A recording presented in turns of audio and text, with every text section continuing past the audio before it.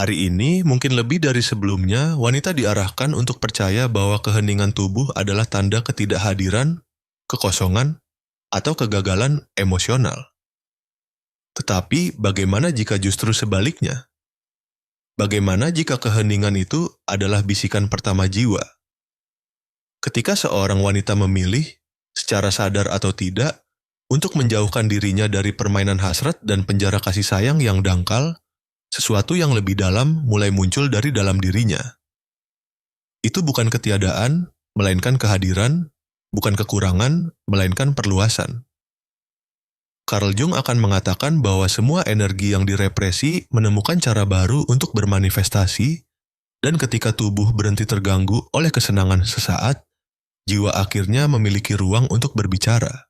Pernahkah Anda bertanya-tanya mengapa begitu banyak wanita setelah periode pantang melaporkan kebangkitan spiritual yang tak terduga, sensitivitas yang lebih tinggi, mimpi yang lebih hidup, intuisi yang lebih tajam? Itu bukan kebetulan, itu adalah panggilan. Tubuh yang kehilangan sentuhan eksternal mulai berbalik ke dalam. Dan di sanalah, di wilayah yang sudah lama terlupakan itu, wanita menemukan bagian-bagian dirinya yang belum pernah terlihat, baik oleh dirinya sendiri maupun oleh orang lain. Dan ini bukan hanya tentang selibat, ini tentang transmutasi, tentang energi yang berhenti mencari pada orang lain apa yang hanya bisa dipupuk di dalam diri. Masyarakat yang dikondisikan oleh model validasi seksual yang konstan takut pada wanita yang menarik diri, karena dia menjadi tidak terduga, misterius, tak tersentuh. Dan terlebih lagi karena dia mulai melihat melampaui permainan, melampaui pengulangan emosional, melampaui topeng hubungan yang lebih memenjarakan daripada membebaskan. Jung akan menyebut ini sebagai perjumpaan dengan bayangan, shadow. Momen ketika wanita berhenti mencari untuk dipilih dan mulai memilih. Bukan mencintai untuk dicintai, tetapi mencintai dirinya sendiri dengan intensitas sedemikian rupa sehingga segala sesuatu yang dangkal larut dengan sendirinya. Ada jenis keheningan yang bukan kekosongan, itu adalah kuil. Dan ketika tubuh berhenti, itu karena jiwa akan menyalakan cahaya yang mengganggu. Seorang wanita yang hidup tanpa seks atau hubungan tidak mati di dalam. Dia mungkin lebih hidup dari sebelumnya. Apa yang tampak seperti ketiadaan sebenarnya adalah kelimpahan kehadiran batin. Apa yang tampak seperti kesepian adalah persekutuan yang mendalam dengan sesuatu yang tidak bisa disentuh oleh gairah apapun. Di ruang itulah arketipe wanita liar, wild woman, terbangun. Sosok yang terhubung kembali dengan kearifan leluhurnya, naluri murninya, feminin yang tidak membutuhkan penonton. Bisakah Anda merasakannya? Panggilan ini bukan untuk semua orang. Ini untuk mereka yang lelah menukar esensi mereka dengan momen-momen koneksi palsu. Ini untuk mereka yang mengerti bahwa apa yang benar-benar mereka cari tidak ada di tempat tidur siapapun, tetapi dalam perjumpaan radikal dengan diri mereka sendiri. Dan jika Anda telah sampai sejauh ini, mungkin Anda lebih dekat dengan perjalanan itu daripada yang Anda kira. Ya, tubuh terdiam, tetapi itu bukan kelemahan. Itu adalah kekuatan yang mundur untuk menjadi kekuasaan. Dan ketika jiwa mulai berbicara, tidak ada jalan untuk kembali. Karena seorang wanita yang telah mendengar jiwanya tidak akan pernah lagi puas dengan volume rendah dari cinta biasa. Tiba saatnya dalam hidup setiap wanita ketika kebisingan dunia menjadi tak tertahankan. Bukan kebisingan luar, tetapi bisikan batin dari harapan yang bukan miliknya, hasrat yang diajarkan untuk dia rasakan, kasih sayang yang dipaksakan sebagai kebenaran mutlak, dan dalam kelelahan yang mendalam itulah, yang hampir tak terlihat oleh orang lain, perjalanan kembali kepada dirinya sendiri dimulai.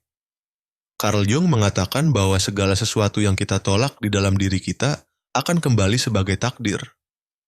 Dan mungkin itulah mengapa ketika tubuh memilih keheningan, itu bukanlah kegagalan. Itu adalah tanda bahwa sesuatu yang lebih besar sedang mencoba untuk muncul. Wanita yang mulai menarik diri dari dorongan yang pernah membimbingnya tanpa sepenuhnya mengerti mengapa, sudah mendengar panggilan sunyi yang datang bukan dari daging, tetapi dari jiwa. Wanita itu, bahkan tanpa disadari, mulai merasakan kerinduan tanpa nama. Itu bukan nostalgia akan seorang pria, sentuhan, atau malam yang penuh gairah. Itu adalah nostalgia akan dirinya sendiri, akan tempat yang belum dia capai, tetapi dia tahu ada. Dalam konteks ini, pantang bukanlah hukuman. Itu adalah portal. Dan dengan melintasinya, dia memulai apa yang Jung sebut proses individuasi, jalan radikal menuju keutuhan di mana dia meninggalkan proyeksi yang dia lemparkan kepada orang lain untuk akhirnya mengenali dirinya sendiri. Kekosongan yang muncul bukanlah ketiadaan. Itu adalah ruang yang sedang dipersiapkan agar sesuatu yang lebih autentik dapat lahir. Di ruang itulah ingatan mulai terasa sakit dengan cara yang berbeda, bukan sebagai luka terbuka, tetapi sebagai petunjuk menuju kisah yang lebih besar. Hubungan yang berlalu, malam yang berakhir dengan air mata, siklus yang berulang tanpa penjelasan, semua mulai masuk akal di bawah cahaya baru. Karena wanita yang merangkul keheningan tidak mundur dari kehidupan. Dia menulis ulang kisahnya sendiri dari perspektif baru. Diri batinnya mulai mengamati emosi sebagai cermin simbolis dari ketidaksadaran yang selalu berbicara kepadanya, tetapi yang telah dibungkam oleh kebisingan hasrat.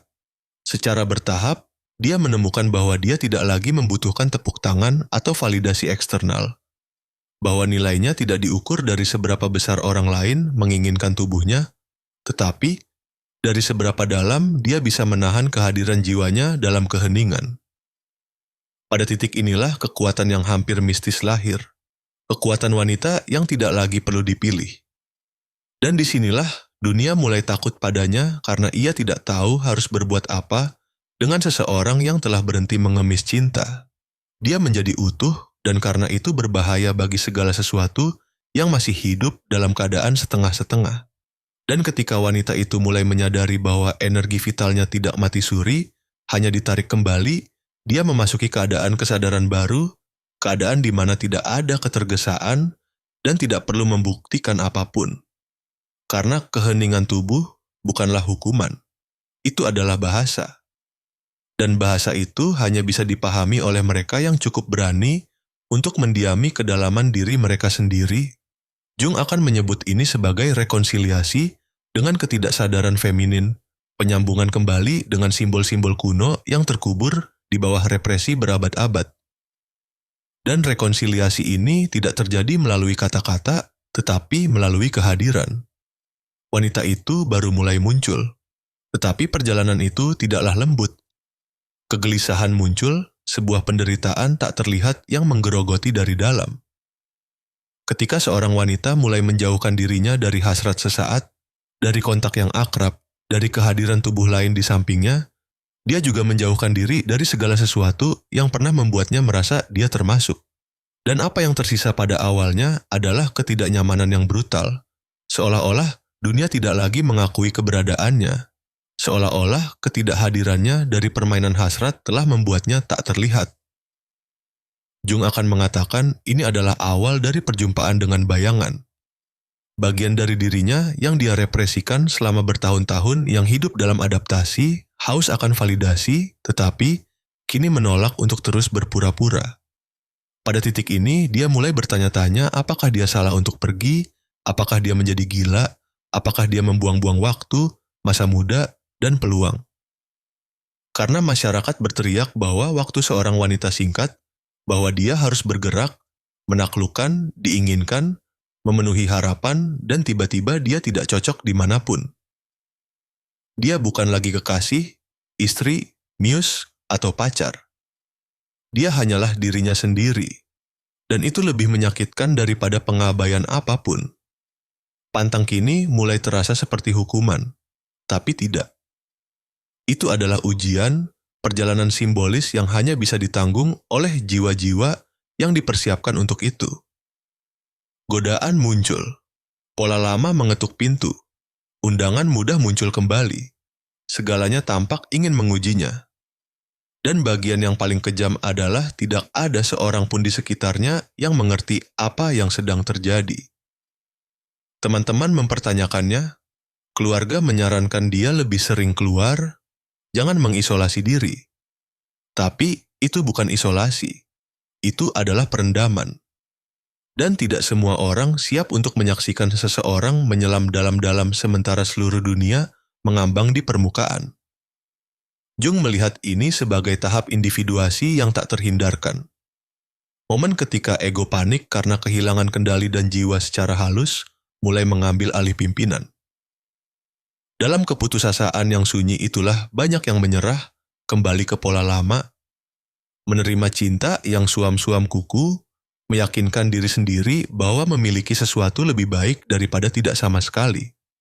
Tetapi wanita yang bertahan bahkan melalui air mata dan keraguan sedang dibentuk oleh sesuatu yang jauh lebih besar dari dirinya sendiri. Dia dipanggil untuk memutus siklus, dan siklus tidak diputus dengan paksa. Mereka diputus dengan kesadaran. Ketegangan yang dia rasakan bukanlah tanda kesalahan, melainkan transisi. Kepompong mengencang sebelum kupu-kupu lahir, dan itulah yang sedang terjadi. Makhluk baru sedang dikandung dalam kegelapan keheningan, jauh di lubuk hati dia mengetahuinya.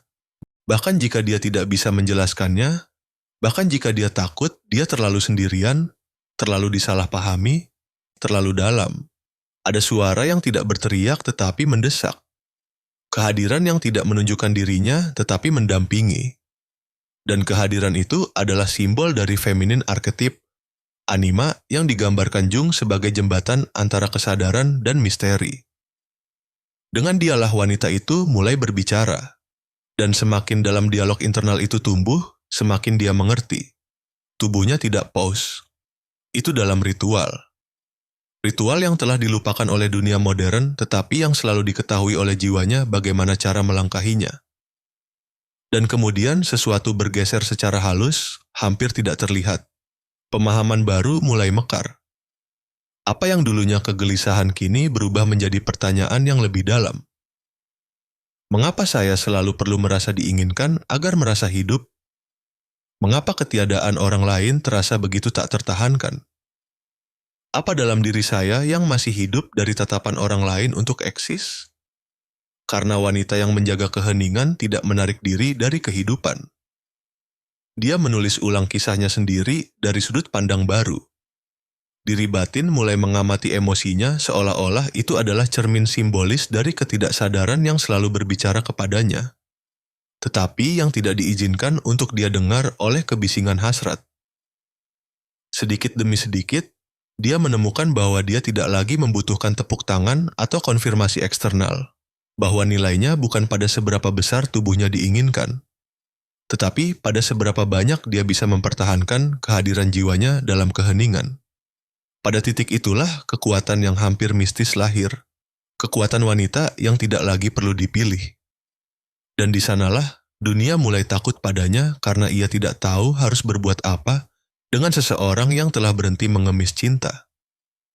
Dia menjadi utuh dan karena itu berbahaya bagi segala sesuatu yang masih hidup setengah-setengah.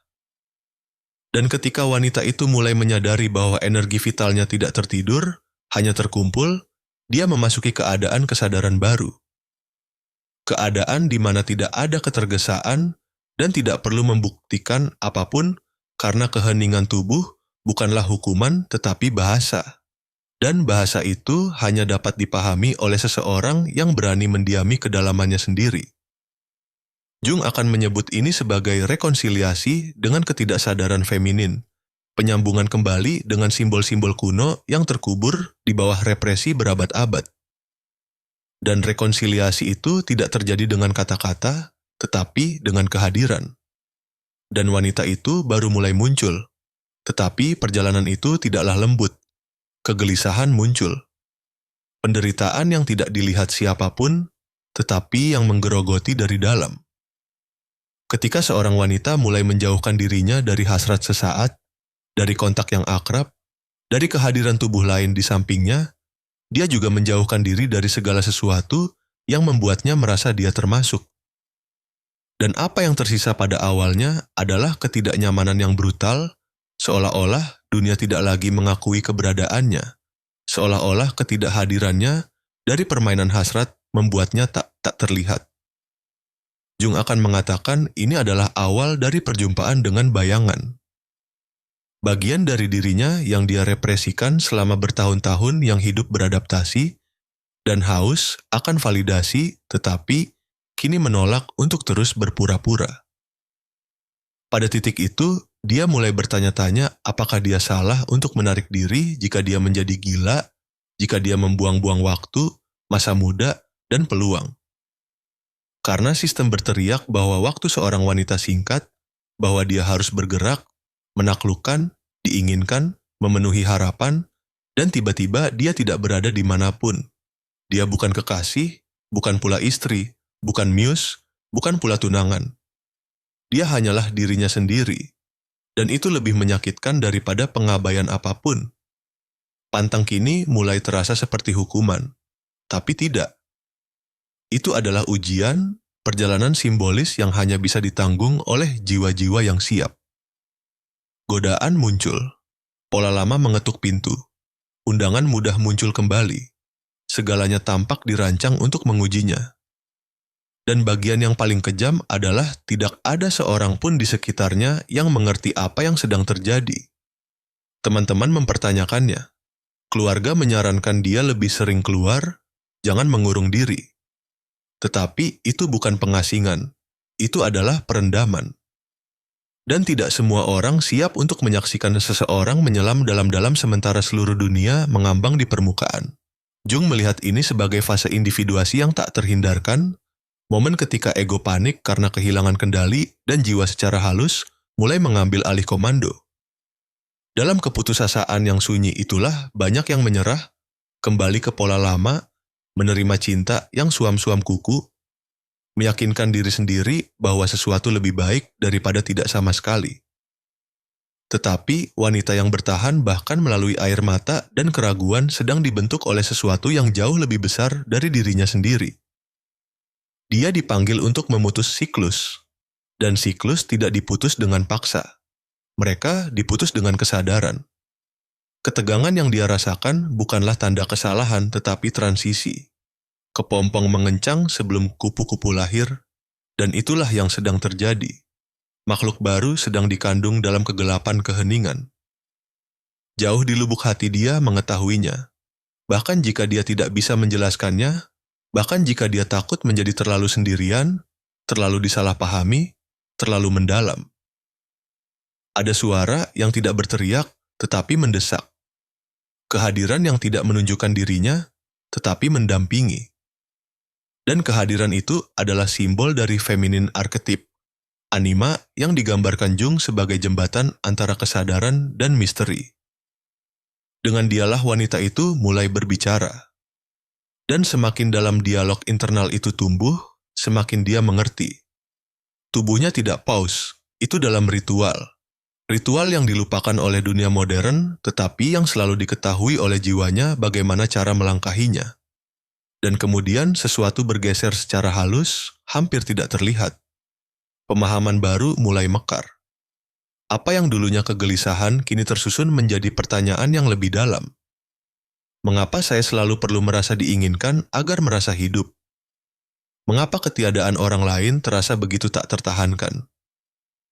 Apa dalam diri saya yang masih hidup dari tatapan orang lain untuk eksis? Tetapi wanita yang telah berubah tidak lagi menerima hubungan sebagai anestesi. Dia tidak lagi menukar kasih sayang dengan teman.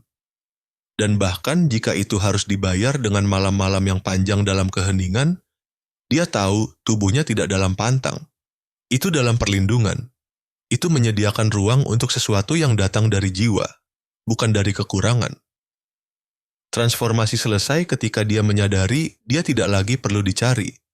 Dia adalah pusatnya, apinya, cahaya yang mengungkapkan. Dan ketika cahaya itu menyala, mereka yang tidak dapat menangani intensitasnya akan menjauh. Dan mereka yang datang kemudian tidak akan mendekatinya setengah-setengah karena wanita yang telah melewati keheningan tidak lagi menerima hidup yang diredupkan. Dia tidak lagi tersedia untuk hubungan biasa karena dia sendiri tidak lagi biasa. Dan ketika tubuh terdiam, jiwa yang memilih. Dan jiwa yang telah terbangun tidak akan pernah memilih apa yang pernah melukainya. Kemudian dia bangkit bukan sebagai seseorang yang kembali ke dunia, tetapi sebagai seseorang yang menjadi dunia. Setiap langkah kini disadari. Setiap pilihan diukur bukan oleh rasa takut akan kesendirian, tetapi oleh nilai dari perusahaannya sendiri. Tubuh yang pernah diam kini berdenyut pada frekuensi baru, lebih halus, lebih dalam, lebih benar. Tidak ada lagi ketergesaan untuk mengisi kekosongan. Tidak ada keinginan untuk masuk ke ruang yang terlalu kecil untuk jiwa barunya. Carl Jung mengatakan bahwa apa yang kita tolak menundukkan kita dan apa yang kita integrasikan mengubah kita.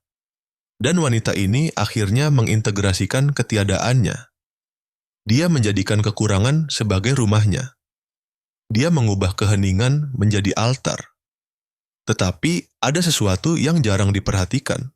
Dia tidak menunggu seseorang untuk menyelamatkannya. Karena wanita yang telah melewati kegelapannya sendiri tidak lagi membutuhkan penyelamatan.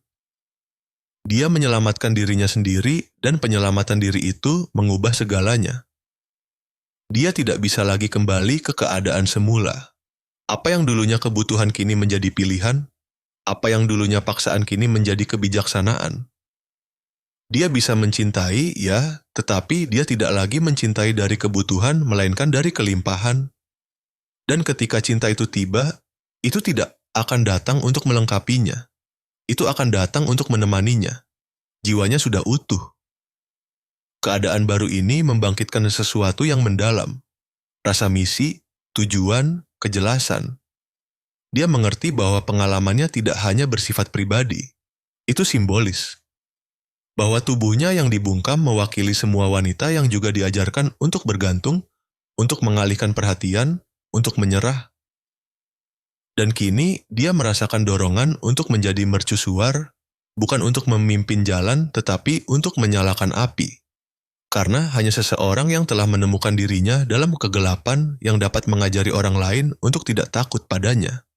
Jung akan menyebut ini manifestasi dari diri, self, ketika jiwa tidak lagi ingin diterima tetapi diungkapkan. Segala sesuatu yang dia hilangkan di sepanjang jalan, cinta lama, versi dirinya yang rapuh, hubungan di mana dia harus mengecil agar muat, tidak lagi terasa sakit yang sama. Kini setiap kehilangan terdengar seperti pembebasan. Setiap ketiadaan terasa seperti doa yang dijawab karena wanita yang melewati pantang daging telah menemukan nutrisi jiwa. Dan nutrisi itu memberinya makan dari dalam. Tidak ada dari luar yang akan pernah cukup, kecuali itu beresonansi dengan apa yang sudah hidup di dalam. Dan begitulah dia mempersiapkan diri tidak untuk kembali ke peran lama, tetapi untuk mendiami tempat baru di dunia, tempat di mana kehadirannya sudah cukup, di mana suaranya membawa bobot, di mana keheningannya adalah sakral.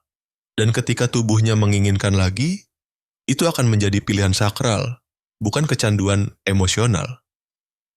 Ketika cinta mengetuk, itu tidak akan menemukan wanita yang membutuhkan.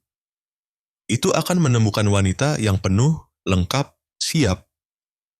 Dan sampai itu terjadi, dia tetap teguh, bukan dalam pantang, tetapi dalam kewaspadaan. Karena sekarang dia tahu, ya, tubuhnya tenang, tetapi jiwalah yang akhirnya berbicara. Ada keheningan yang tampak dingin tetapi menyimpan bara. Ada ketiadaan yang dari luar terdengar seperti kehilangan, tetapi di dalamnya adalah lahan subur. Dan ada wanita yang ketika mereka menarik diri dari dunia tidak padam. Mereka menyala di alam lain. Ketika tubuh terdiam, itu tidak mati. Itu menjadi altar, ruang suci tempat jiwa akhirnya menemukan keberanian untuk berbicara. Dan segala sesuatu yang dulunya tampak seperti kekurangan hidup, kini mengungkapkan dirinya sebagai kehadiran ilahi, mengandung identitas baru, lebih jelas, lebih langka, utuh. Tidak ada yang pernah hilang dari apa yang telah dijalani. Semuanya diubah. Hasrat yang dulunya urgensi menjadi pilihan. Rasa sakit yang dulunya luka menjadi bekas luka kebijaksanaan. Wanita yang berjalan melalui pantang dengan kesadaran tidak menjauh dari cinta. Dia belajar mencintai dari tempat di mana tidak ada lagi kelaparan, melainkan kelimpahan. Dan dalam kelimpahan yang tenang itu, dia menjadi tak tersentuh. Bukan karena tidak ada yang bisa mencapainya, tetapi karena tidak ada yang bisa memanipulasinya lagi. Bisakah Anda merasakan pantulan jalan ini di dalam diri Anda? Nostalgia tanpa nama. Ketidaknyamanan karena tidak lagi cocok di tempat yang dulunya terasa seperti rumah. Keinginan untuk mundur tanpa mengetahui alasannya secara pasti. Itu bukan kerapuhan, itu adalah panggilan pertama. Mungkin video ini tidak menemukan Anda secara kebetulan. Mungkin ini adalah cermin dari sesuatu yang telah lama berdenyut di dalam diri Anda, tetapi belum diberi nama dengan jelas. Dan kini setelah itu terjadi, sesuatu telah berubah. Jika perjalanan ini menyentuh bagian yang terlupakan dari siapa Anda, izinkan diri Anda untuk melanjutkan. Jangan padamkan percikan yang telah menyala. Bagikan pesan ini dengan seseorang yang juga merasa tubuhnya telah terdiam, tetapi belum mengerti mengapa. Tinggalkan komentar yang memberitahu kami bagaimana ini beresonansi dengan Anda. Dan jika Anda ingin terus berjalan bersama kami dalam kedalaman dan kebenaran yang sama ini, berlangganan saluran di sini. Setiap kata adalah benih, setiap keheningan adalah tanah, dan setiap video adalah ritual. Karena pada akhirnya, inilah yang tersisa. Seorang wanita yang telah belajar mendengar apa yang dibisikkan jiwa ketika dunia terlalu bising. Dan bisikan itu mengatakan, Anda tidak sendirian, Anda sedang bangkit.